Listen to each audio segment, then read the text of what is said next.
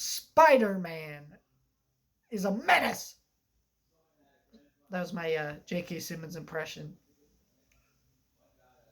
Yeah, I'm not good at that. Anyways, Spider-Verse 2 comes out in June, and I am incredibly excited about it. And something I should have done back when No Way Home was coming out was review all the Spider-Man movies. Didn't end up doing that. And so now what I'm going to do is I'm going to talk all the Spider-Man movies in lead up to the new Spider-Verse movie. So every Sunday there'll be a review for a Spider-Man movie. This week we're talking about the original Tobey Maguire Spider-Man movie. The only film that I will not be reviewing in this order is No Way Home, because I already reviewed that movie last year. Was it last year? Crap, I forget when No Way Home came out. Whatever. I've already talked about No Way Home, and so I don't really want to do it again. And I did review Spider-Verse and Homecoming and Far From Home, but they weren't good reviews, and I would like to update them. So I am going to be reviewing everything from Tobey Maguire trilogy, Amazing Spider-Man movies, the two of the Tom Holland movies, and then the Spider-Verse. We'll probably end on Spider-Verse just because it ties into the theme. So I really enjoyed this movie. I mean, I've really loved the Tobey Maguire movie. I didn't grow up with them a lot. I remember Spider-Man 3 pretty well, because the thing was, like, that was a big movie. It was the highest grossing Spider-Man movie when it came out. I think it was one of the highest grossing movies when it came out. But I was born in 2003, so Spider-Man came out the year before I was born. Didn't really ever watch it too much as a kid. Spider-Man 2, like what, came out 2004? I think, yeah, 2004. And again, was like a year old. So I didn't grow up with these Spider-Man movies. But I did grow up with the Amazing Spider-Man movies, which I did enjoy when I was a young teenager. And now that I'm older, I hate those movies.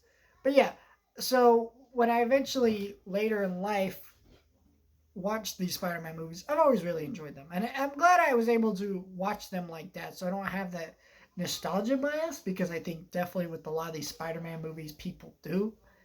And nostalgia bias is so annoying, especially when it comes to the Amazing Spider-Man movies.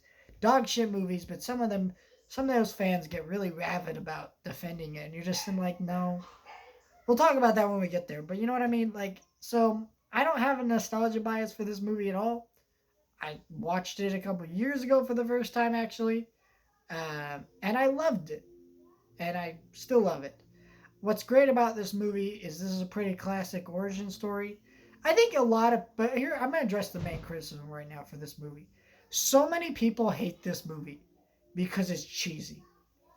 And I'm here to say, if you don't like the cheesiness of this movie, you just don't like Spider-Man. This is what the Spider-Man comic books would like in the 60s and stuff. And this is the tone that they are. And they still are to an extent. Now, maybe not this cheesy. They've updated them a little bit and stuff. But this is about classic Spider-Man. Yeah, there's some things that bother me as someone who does know the comics and does understand stuff like that. Like, come on, Spider-Man never shot webs out of his body. That's just gross.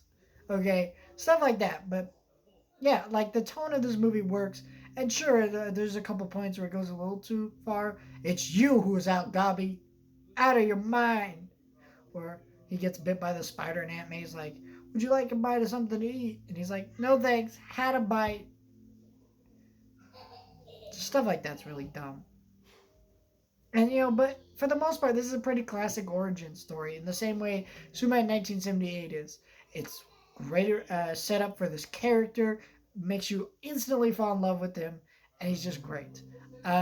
The cinematography in this movie is incredibly gorgeous, though I do think the cinematography in Spider-Man 2 is better, but Sam Raimi's direction here is amazing. William Dafoe's performance is incredible as the Green Goblin, and just the effects for the time, well, definitely dated in certain areas. They definitely hold up pretty well, too, for the time. And there's a lot of great moments with the score. The score is actually really incredible. Danny Elfman's music is great, which is not something I'd ever expect to have a great score by Danny Elfman, a freaking Spider-Man movie. I get Batman; it fits more of his tone and his atmosphere, but this is a great score that really adds to this movie, and it's just an awesome movie. The action's great, the story's great. It's a pretty classic setup. I don't need to go into the with great power comes great responsibility stuff.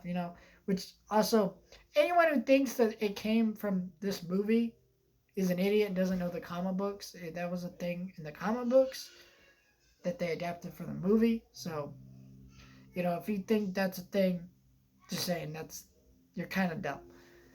But yeah, 10 out of 10 movie. Freaking love this movie.